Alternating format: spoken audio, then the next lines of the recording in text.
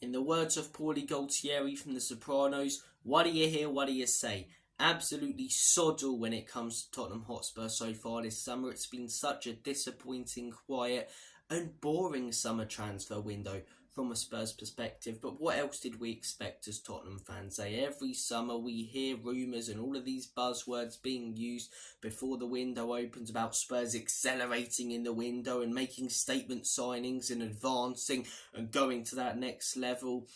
And we never end up getting the signings that we want. We didn't end up getting Dybala in 2019, didn't end up getting Skriniar in 2020. Conte didn't end up getting Bastoni. And this summer there was talk about Ivan Toney. There still is talk about Ivan Toney and, all of these big players. Let's be real, we're not going to bring them in. We're not going to bring Eze in as much as I want Eze. We're going to get Jacob Ramsey in likely. We're not going to get Ivan Toney, and we might get the Sporting striker, Gyökeres, I believe is how you pronounce his name, because they're the cheaper options. We always go for the cheaper options when really we should be going for the options that will get us to compete with the top sides in the league. We charge the highest ticket prices and season ticket prices in the league. We should be competing with the top sides. That's what fans pay their money to see when they pay the amount that they do to go to Tottenham games. And we just don't. And we just won't under Daniel Levy and ENIC, and I'm sick and tired of every summer transfer window heading into it with optimism and hope and hearing all of these buzzwords being used by journalists and YouTube channels such as Chris Cowlin, and then we're just left so disappointed by the end of the window. And look, don't insult my intelligence. I can already hear people saying the transfer window isn't done yet. Yeah, no shit, Sherlock. But the manager came out last season and said he wanted to get signings done early. The manager came out last season and said he wanted to get statement signings done, and so did a lot of us. There was talk of the names of Ivan Toney, João Paulinho. Why have we waited so long? Oh, but the Euros is on. So Bayern Munich went out there and made 3 signings during the Euros. Business can still be done during the Euros. It's not like the transfer window's shut and it's impossible to make signings. Real Madrid pretty much signed Mbappe during the Euros, so why the hell aren't Tottenham? But other Premier League clubs aren't going out there and making signings. One, because a lot of them are worried about being in breach of FFP, which we don't have to worry about because Levy's such a tight, stingy bastard. And secondly, if other teams aren't going out there and doing business, it's not rocket science that if you do, you're going to get one up on them. You're going to close the gap on the likes of the Arsenals, the Manchester Cities, if they're not making good signings, and you are. That's what Man United are doing. They're seeing that other clubs like the Tottenhams, the Newcastles, the teams they want to be competing with this season for top 4 aren't making signings. And they're exploiting that. They're going out there this summer, they're making signings, and they'll likely, if we don't sign many good players this summer, finish above us next season. Because they've seen that there's a gap in the market. They've seen that their opponents, their opposition, isn't doing anything, so they are to get one up on us. If other teams aren't making signings, that's even more the reason for us to go out there and bring some players in. To close the gap to the teams above us. To break away from your Newcastles and your Man Uniteds and this constant battle for top 4 that Spurs seem to be in. Because that really does seem all the owners care about. Top 4, Champions League football money. There's no ambition for success or trophies at this football club from this ownership. And sadly, I've almost come to the realisation there probably will never be. I really like Ange Postecoglou. I have said that since day one. I have not once said that I want him sacked, and I have not once said that I'm not behind him. But I do not understand fans who say that Ange is 100% the right man and will be successful at Tottenham. If he's back, do I think he can be successful? Yes. But we've only got one case study to go off. He's had one season at the club, which a lot of fans say he's had one season at the club. I don't get it if you're against Ange. I don't get people who want Ange sacked, but how can you expect me and others to be 100% behind a manager who's only had one okay season? It was a season that started fairly well. I get that it's a project that he's trying to build at Tottenham and we saw some fantastic football, but just as you can look at the positives from the first half of the season, you can look at the fact that this year, Tottenham Hotspur are the 16th best team in the Premier League, and for a club where fans are paying the top season ticket prices, that ain't on. And whilst a lot of that isn't down to Ange Postecoglou, part of it is.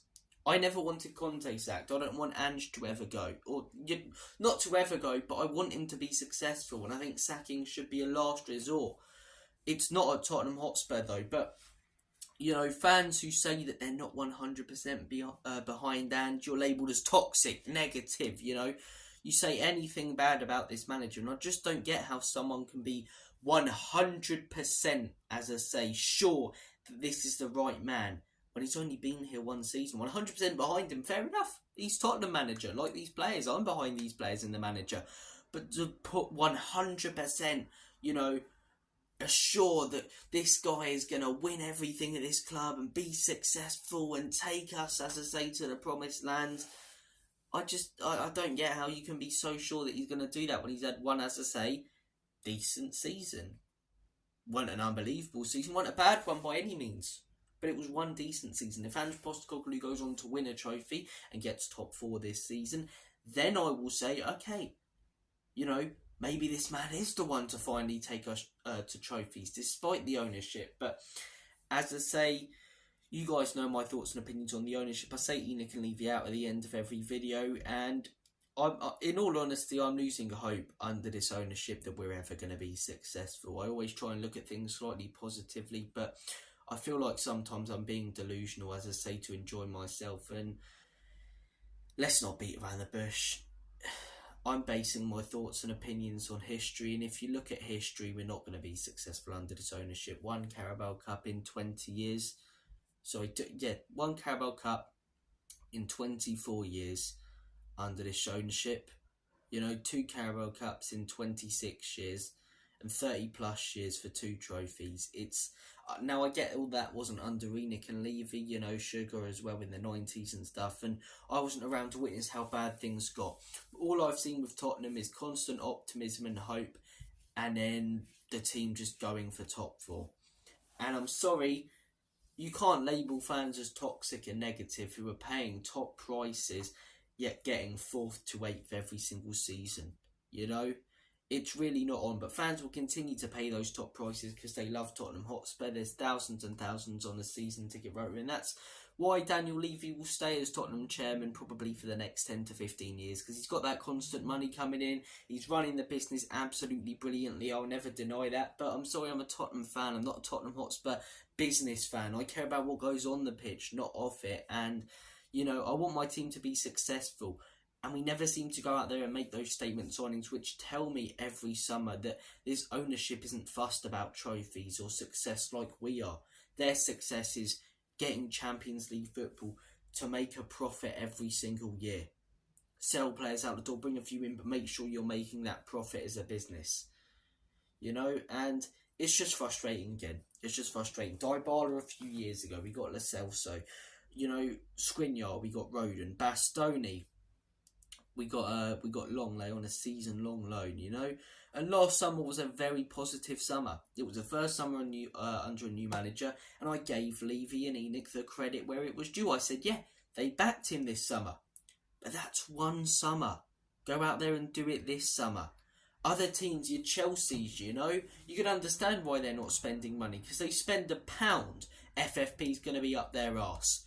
We don't have to worry about FFP. We went like 3 years without signing a player when the stadium was being built in the summer. FFP ain't bothering us. FFP ain't knocking on our door whatsoever. Just, you know, someone give me one good reason why we're not going out there and making 3 statement signings. So I said at the beginning of this window, Tottenham Hotspur need a clinical striker, need a skillful and technical winger, and need a new number 6/number 8 to replace Højbjerg and do better than Bissouma.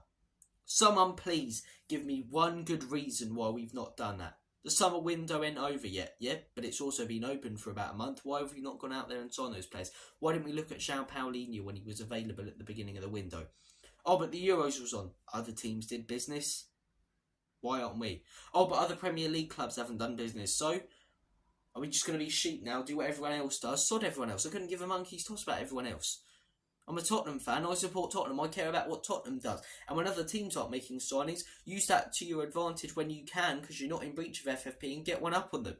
Sick of excuses, and you say one bad word about this manager or this project and that things aren't all going to be rosy and beautiful green grass over the next few years, and you're slated and you're dragged down. I want to be optimistic, but I'll see it when I believe it now with Tottenham, with Ange Postecoglou, and with this ownership. Guys, take care of yourselves. Have a smashing day. The sun is shining. It's beautiful here in the UK. So all the best. And as always, Comedy Spurs, Enoch can leave you out. In Big Andrew trust. I do want this manager to succeed. And I do believe that he can. But I can't be 100% sure that he will when he's only had one season at the club. Do you know what I mean? But as I say, all the best. Laters.